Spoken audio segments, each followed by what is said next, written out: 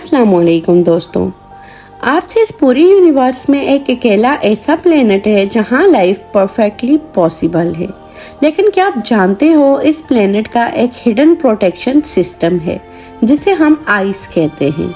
North और south pole पर मौजूद ये मैसिव आइस शीट्स सिर्फ फ्रोजन वाटर नहीं बल्कि ये अर्थ के टेम्परेचर सिस्टम को कंट्रोल करता है। लेकिन कभी आपने सोचा है कि अगर ये सारी आइस मेल्ट हो जाए तो? गाइस, अर्थ पे मौजूद आइस प्लेनेट के क्लाइमेट सिस्टम का एक इम्पॉर्टेंट पार्ट है। यह ice mainly glaciers, mountain ice caps और दो मेजर शीट्स अंटार्कटिका और ग्रीनलैंड में स्टोर है। इन आइस शीट्स में फ्रोजन वाटर की क्वांटिटी इतनी ज़्यादा है कि अगर ये कम्प्लीटली मेल्ट हो जाए तो global sea level significantly increase हो सकता है। साइंटिफिक एस्टिमेट के मुताबिक total sea level around 70 metre यानी तकरीबन 230 फीट तक राइज हो सकता है। दोस्तों, ये चेंज सडनली नहीं होगा। इस प्रोसेस को नेचुरली 100 से 1000 साल लग सकते हैं। लेकिन इसके अर्थ पर क्या इफेक्ट्स होंगे ये जानना बहुत इम्पोर्टेंट है।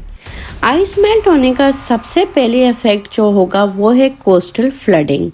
आज दुनिया की एक ह्यूज पॉपुलेशन कोस्टल सिटीज़ में रहती है, जैसे न्यूयॉर्क, मुंबई, शंघाई और दूसरे कोस्टल रीजन। और सी लेवल राइज होने की वजह से ये परमानेंटली ड्रॉन हो सकते हैं और इन कोस्टल पार्ट्स पर इफेक्ट होने की वजह से लोगों को वहाँ से मूव करना पड़ेगा।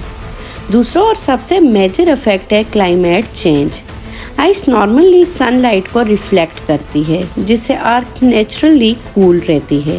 लेकिन जब आइस कम होती है तो अर्थ ज़्यादा हीट एब्जॉर्ब करती है जिससे ग्लोबल टेम्परेचर इंक्रीज होने लगता है।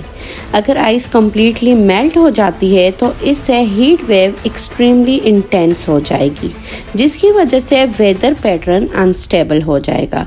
कुछ रीजन्स में बहुत ज़्यादा हैवी रेनफॉल और फ्लडिंग इंक्रीज हो जाएगी, जबकि कुछ एरियाज में वाटर शॉर्टेज हो जाएगी।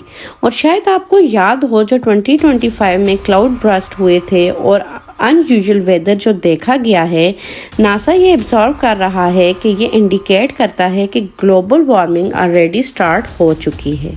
अगर हम पोल्यूशन और फॉसिल फ्यूल्स बर्निंग कम नहीं करेंगे तो ग्लोबल वार्मिंग इंक्रीज होती रहेगी और शायद अगले कुछ 100 सालों में इस अर्थ पर रहना बहुत मुश्किल हो जाएगा। इसके बाद आइस मेल्ट होने का सबसे ज़्यादा इफेक्ट उन एनिमल्स पर पड़ेगा जो अपनी पूरी ज़िंदगी आइस में गुजारते हैं, जैसे पोलर बियर्स, सील्स और पेंगुइन्स। आइस इनका घर होती है और वो अपना फूड भी वहीं से फाइंड करते हैं। लेकिन जब आइस मेल्ट होती है तो इनके लिए सरवाइव करना मुश्किल हो जाता है और इनकी तादाद भी कम होने लगती है। यानी अगर आइस कम्प्लीटली मेल्ट हो जाती है तो हमें फ्यूचर में ना ही तो ये खूबसूरत ग्लेशियर्स देखने को मिलेंगे और ना ही ये खूबसूरत एनिमल्स। दोस्तों, ग्लेशियर्स के अंदर सिर्फ पानी फ्रीज नहीं बल्कि हज़ारों साल पुराने माइक्रो ऑर्गेनिज्म भी सोए हुए हैं। अगर आइस मेल्ट हो जाती है तो ये बैक्टीरिया और वायरसेस दोबारा से रिलीज हो जाएंगे और साइंस अभी पूरी तरह नहीं जानती कि इनका इम्पैक्ट कितना सीरियस हो सकता है।